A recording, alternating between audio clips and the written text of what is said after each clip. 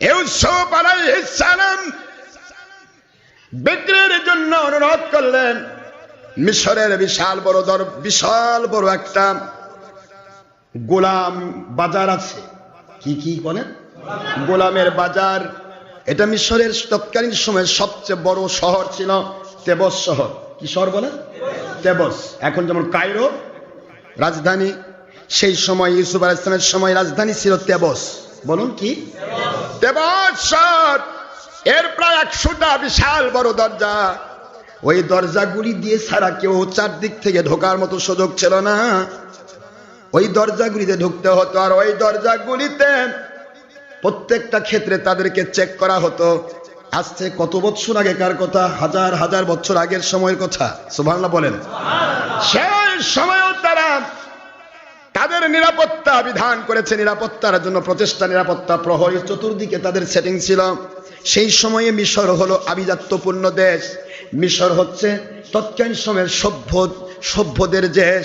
আর এই সভ্য দেশের মধ্যে সবচাইতে বড় খোদার নাম আমন খোদা। আমন খোদা, নাউজুবিল্লাহ বলেন। আরে আমন খোদার মাধ্যমেই পুরা দেশটা পরিচালিত হয়। আমন খোদার মন্দির দিয়ে পুরা দেশটা ভরা। এমনকি ওই দেশের যিনি মালিক হবেন, যিনি প্রধান, যিনি হবেন রাজা, যিনি হবেন বাদশাহ, এই বাদশার উপাধির ভিতরে আমন খোদার নাম অনুসারে তাকে বলা হবে, নাম যেটাই হোক না কেন, কিন্তু যিনি ওখানে বাদশাহ হবেন সেই সময় নাম হতো আমন হোতেব, মানে আমুনের পক্ষ থেকে নির্দিষ্ট বাদশাহ। নাউজুবিল্লাহ। আমন খোদা যাকে নিযুক্ত করে এ হলো আমন হোতেব। ইউসুফ আলাইহিস সালামের সময় যে বাদশাহ ওখানে রাজত্ব করত তার নাম ছিল রায়্যান ইবনে নাজওয়ান আমলিকি। এ ছিল তৎকালীন সময়ের বাদশাহ। আর মুসা আলাইহিস সালামের সময় বাদশারা উপাধি পেত ফেরাউন নামে। কি নামে জোরে বলুন? ফেরাউন নামে। তো এখানে আল্লাহ রাব্বুল আলামিন বুঝাচ্ছেন আমাদের নবী রাসূল আলাইহিস সালাম যে কাউকে জুলুম করেন না, জুলুম ছাড়াই বাতিলের সাথে আপোষহীন হয়ে তারা যে ইসলামের সঠিক নির্দেশনা মানুষকে দিয়ে কৃতকার্য হয়েছেন। দেখেন, যেই মিশরে একটা ব্যক্তি আল্লাহ বলার কেউ ছিল না, আল্লাহ বলবে এরকম কোন ব্যক্তি ছিল না, সেই মিশরে ইউসুফ আলাইহিস সালাম ঢোকার সাথে সাথে অসংখ্য মানুষ এক আল্লাহর প্রেমিক হয়ে গেল। উনি এখনো কিন্তু দাওয়াত দেননি, এখনো দাওয়াত শুরু হয়নি, এখনো দাওয়াত। রাস্তার মাঝখানে ইস্তার খোদার, ওই যে বললাম এর আগে, কলেমা পড়ে তার কাছে বায়াত হলেন। রাস্তার পরে এই ফালেক, এও বায়াত হলেন। ফালেক বলেন, আল্লাহর কসম আমি আমার আমুনকে বাদ দিলাম, ইস্তারকে বাদ দিলাম, আমি আপনার এক খোদায় বিশ্বাস স্থাপন করি। দাওয়াতের আগেই কবুল। সুবহানাল্লাহ পড়বেন না জোরে?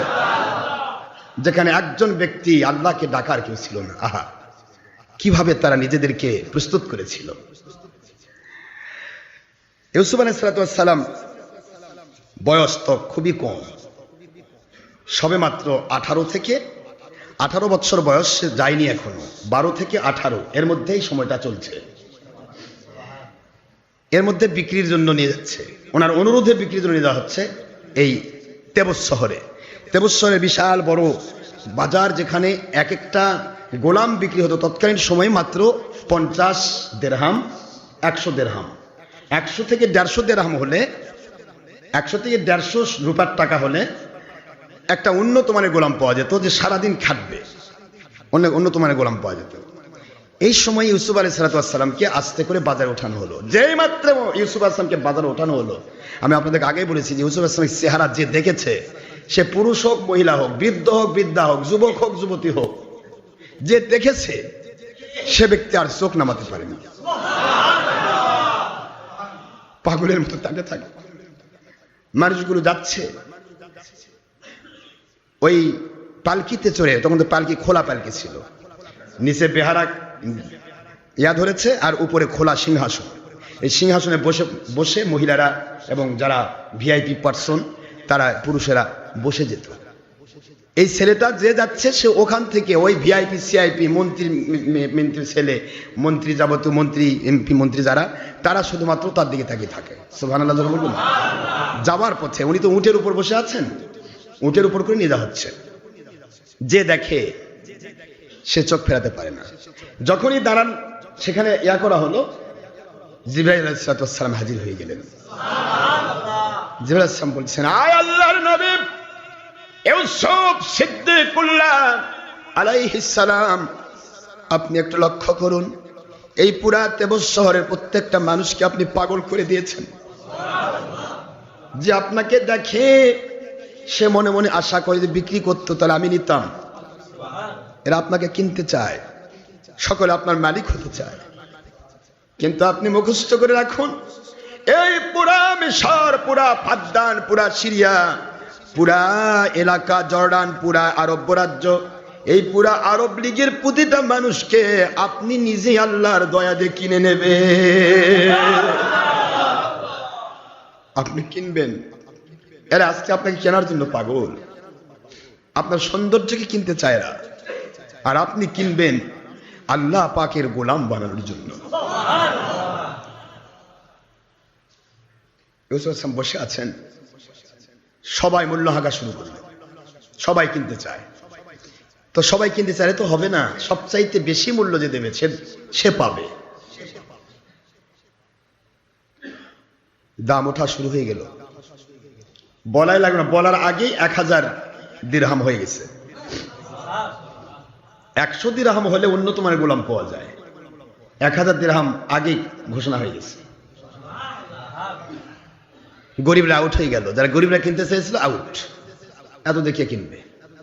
এবার মন্ত্রীরা, আমন খোদার সবচাইতে বড় ক্যাশিয়ার, যে কোটি কোটি টাকার মালিক, সেই সময়ের অসংখ্য অজস্র সোনার রূপার মালিক, এই আমন খোদার প্রধান যে ক্যাশিয়ার ছিল, এই ক্যাশিয়ার বলতে চায় যত টাকা লাগুক এই বালককে কিনতে হবে। আমার আল্লাহ বলে, কিনে দেখেন, কিনে দেখ, তোর আমন কই যায় দেখবি। তো ও কিনবে কি দিয়া? ও তো সবার ঊর্ধ্বে দাম হাঁকলো। এর মধ্যে ওখানে নাজিল হয়ে গেল আমার আল্লাহর দয়া দিয়ে আজিজে মিশর, মিশরের দ্বিতীয় প্রধান ব্যক্তিত্ব, তার হাতেই গোটা মিশর। আজিজে মিশর বলা হয়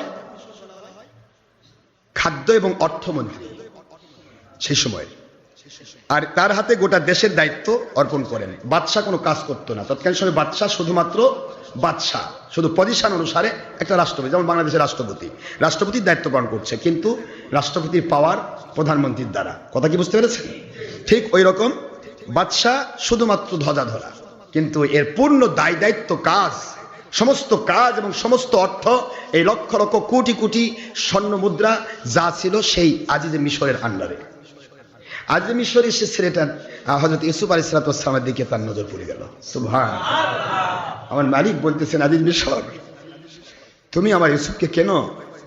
কারণ আমি তো তোমার পদে আমার ইউসুফকে আসীন করতে চাই। অন্য কেউ কিনলে তো হবে না, অন্য কেউ কিনলে তো আমার যা উদ্দেশ্য সেটা তো হবে না। আল্লাহ সুবহানাহু ওয়া তাআলা আজিজ মিশরকে ইউসুফ আলাইহিস সালামের কাছে পাঠিয়ে দিলেন। আজিজ মিশর বললেন, কে কততে কিনতে চায় আমি জানতে চাই না। এখানে ইমাম সুদ্দি রহমতুল্লাহ আলাইহি, সমস্ত বড় বড় উলিয়া এবং অনেক বড় বড় মাপের যারা মুহাদ্দিস মুফাসসির, সকলে এক কথা বলেছেন, ইউসুফ আলাইহিস সালামকে ক্রয় করা হলো কত দিয়ে?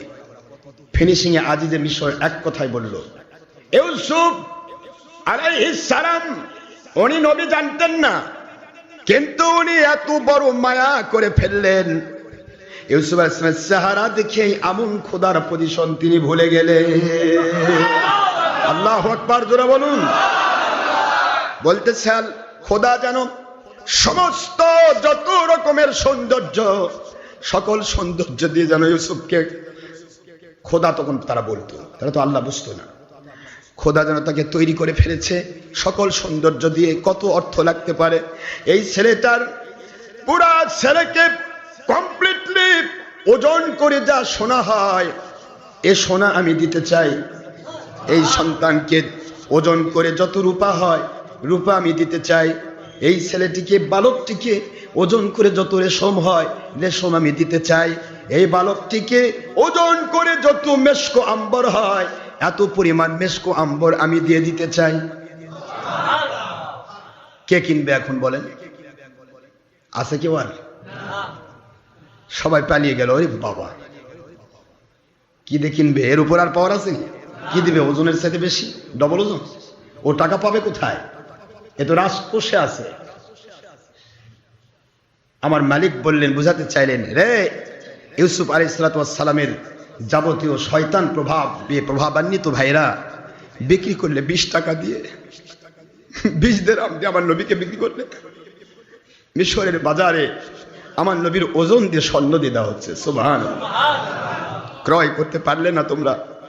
তোমাদের মধ্যে ভাই হিসেবে দিলাম, তোমরা চিনতে পারলে না? আজকে সে মিশরে যাওয়ার পরে তোমাদেরকে চেনাবে। আমি আল্লাহ তোমাদেরকে চিনাবো আমি সেদিন। জোরে বলুন সুবহানাল্লাহ। নবীদেরকে চিনতে পারো না, ওলিদেরকে চিনতে পারো না? কোন নবীর দ্বারা কি হচ্ছে, কোন ওলির দ্বারা কি হচ্ছে বুঝতে পেরো না, বোঝার ভান করছো। আল্লাহ বলেন, ইন্না শাররাদ দাওয়াবি ইনদাল্লাহিস সাম্মুল বুকমুল লাযিনা লা ইয়াকিলুন। যারা দলের স্বার্থে বোবা হয়ে যায়, বধির হয়ে যায়, সত্য বুঝেও দলের স্বার্থে মিথ্যার অপবাদ দিয়ে সত্যের দুশ্মনী করে, ওলি আউলিয়ার দুশ্মনী করে, নবী রাসূলের দুশ্মনী করে, তারা দুনিয়ার শুকুর কুকুর চতুষ্পদ জন্তু জানোয়ার নিকৃষ্ট সৃষ্টিরও নিকৃষ্ট।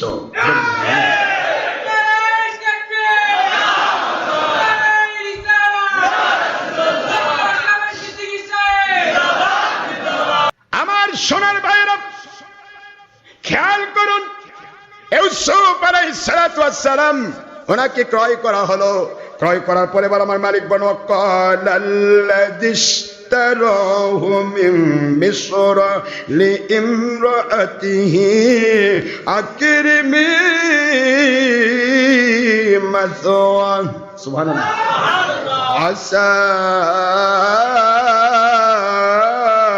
আন ইয়ানফা'না আও ইয়াত্তাখিদাহু, বলুন, আও ইয়াত্তাখিদাহু ওয়ালাদা।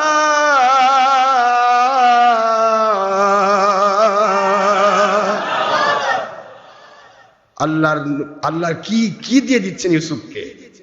স্ত্রীকে গিয়ে আজিজ মিশর বলতেছে, এই ছেলেটাকে অত্যন্ত যত্নের সাথে, সম্মানের সাথে, আদরের সাথে, মহব্বতের সাথে, ভালো জায়গা দিয়ে, আমার প্রাসাদের মধ্যে শ্রেষ্ঠ স্থান দিয়ে একে মানুষ করো, কারণ এ আমাদের উপকারে আসবে।